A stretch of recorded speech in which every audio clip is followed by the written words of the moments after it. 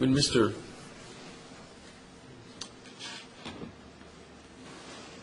you weren't in here, but Mr. Gilmore questioned Mr. Crawford about this amount where he had included in a previous submission of, I believe it was in his deposition, of to calculate his lost wages, stating that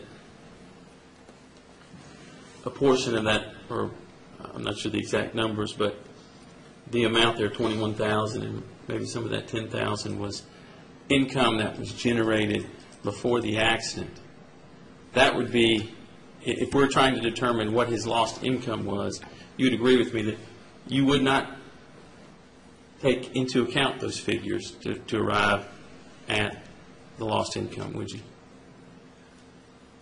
I don't exactly understand your question. Okay. Well, my point is that you and Mr. Menzel agree that you don't take into account money that you've already earned prior to the accident to determine what you've lost after the accident, do you?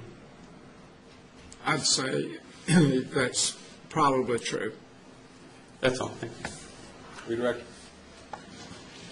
No, Your Honor. Thank you very much, sir. You may step down. Any further proof, Mr. Gilmore? No, Your Honor.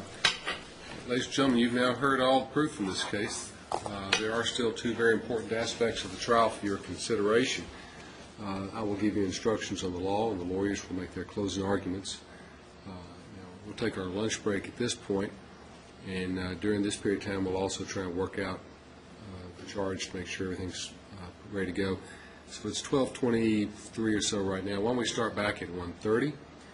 That'll give us time to get all that accomplished. We will then come back with my instructions of the law, the lawyer's argument, then you will be able to begin your deliberations this afternoon. Please leave your notebooks in your chairs. Stand for the jury, please.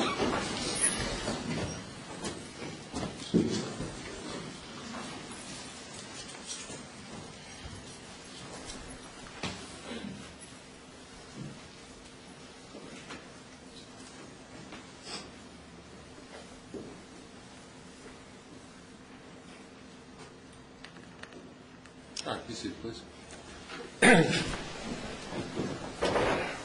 Any matters before we discuss the charge? No, Your Honor. No, Your Honor. You all had a chance to look at the new version I gave you last night? And any requests for additions or deletions to the charge from the plaintiff? And by the way, Mr. Crawford and Mr. Mitchell, if you all need to go to the restroom or take a break, you all can do so. I'm going to keep the lawyers here. But I'm going to let Mr. Menzel go. I see no point in that. That's okay. okay. Of course, your witnesses are free to be released. All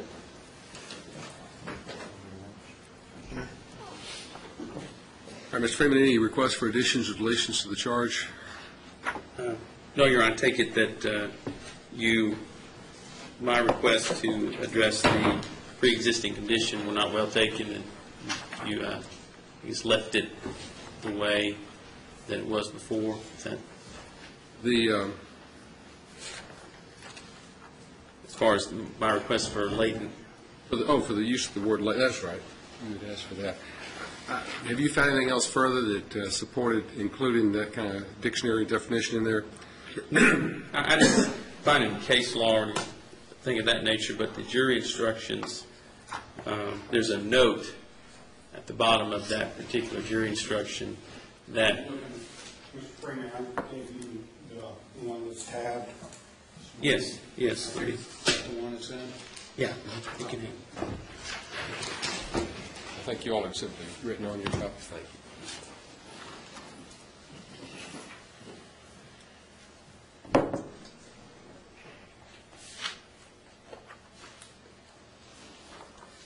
If you see the use note,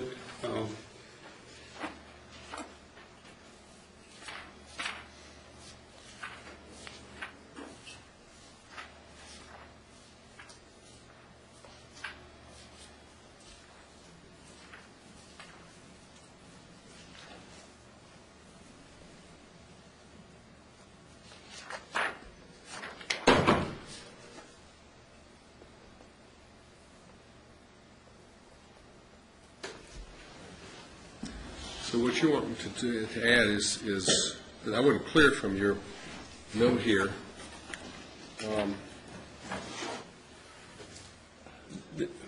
what I wanted to do, this case, I think, revolves around the idea that he had a underlying condition that was latent, and that after the accident, it turned out to be symptomatic. And I feel like there's not enough discussion about that issue in the jury charge as it stands, and would ask that the court incorporate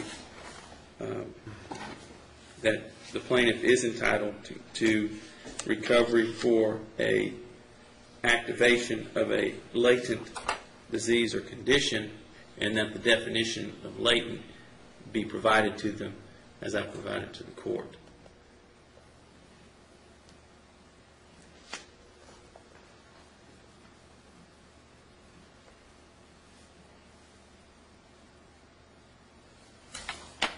Mr. Gilmore, any objection to that? I don't have an objection to saying that somehow that it covers both latent and patent conditions. Going into the definition of latent might call undue attention to it. So, Well, I agree with that. But sometimes we will use the use note language to I don't have any address it, and so I think it appears that actually would fit best that in this paragraph, plaintiff with a pre-existing, a person who has a condition or disability at the time of an injury is entitled to recover damages only for any aggravation of the pre-existing condition, and I would put or activation of a latent condition. That'd be fine. And then, will I be allowed to discuss the definition of Well, latent? no, yeah. When I say I won't include the charge, that doesn't prohibit you one bit in argument. You're free to bring out a dictionary if you want to, and talk about that. That's fine. I'll just need to get that note back from you so I can. So we'll change that to say or activation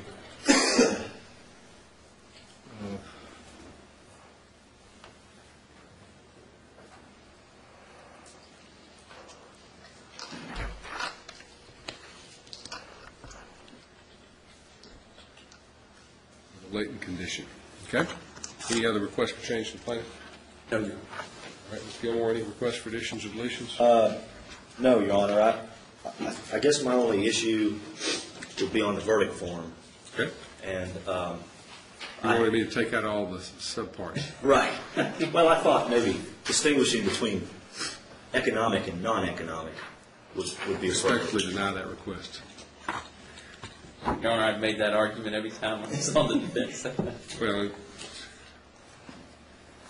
it really, I have yet to see that have any impact. The juries around here don't have any hesitation to fill them in with zeros, and they don't have any hesitation to fill them in with dollars. So True.